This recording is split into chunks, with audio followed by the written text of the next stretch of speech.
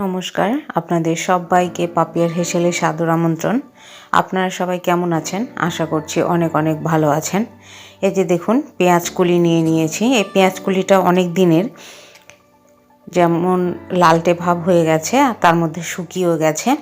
তো এটা ভাজা খেতে বেশি ভালো লাগবে না, সেই জন্য আমি আজকে এটার ভর্তা বানাবো, সেই রেসিপি নিয়ে চলে এসেছি। প্রথমে এখানে পেঁয়াজ কলিগুলো ছোট ছোট টুকরো করে কেটে নিয়েছি। নিয়ে ধুয়ে পরিষ্কার করে নেবার পর এখানে আমি কাঁচা লঙ্কা নিয়েছি 8-10টার মতন, তার সঙ্গে 1 টিস্পুন কালো জিরে আর একটি মাঝারি সাইজের রসুন, সেটাকে ছাড়িয়ে নিয়েছি।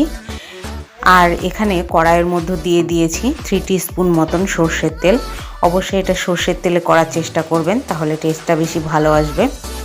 তো এখানে সর্ষের তেলটা গরম হয়ে যাওয়ার পর আমি রসুন, কালো জিরে আর লঙ্কাটাকে দিয়ে একটুখানি নাড়াচাড়া করে আমি এই পেঁয়াজ কলিটাকে দিয়ে দিলাম।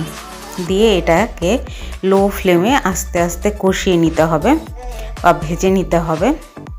যতটা ভালো ভাজা হবে এটা খেতেও ততটাই টেস্টি হবে। যখন এটা ভাজা করবেন তখন এটা শুকিয়ে যাবে আর খেতে ভালো লাগবে না। সেই জন্য এই ভর্তার রেসিপি আপনারা অনেকেই এরকম পেঁয়াজ কলি হলদে কালার হয়ে এলে ফেলে দেন, খান না। এরকম করে একবার অবশ্যই ট্রাই করবেন, আর কেমন লাগলো অবশ্যই কমেন্টের মাধ্যমে জানাবেন।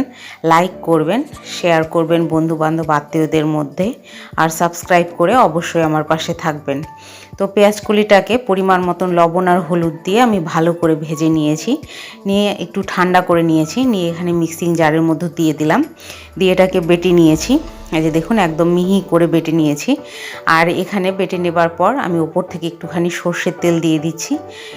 সর্ষের তেলে ঝাঁজে এই পেঁয়াজ কলি ভর্তাটা খেতে দুর্দান্ত লাগে।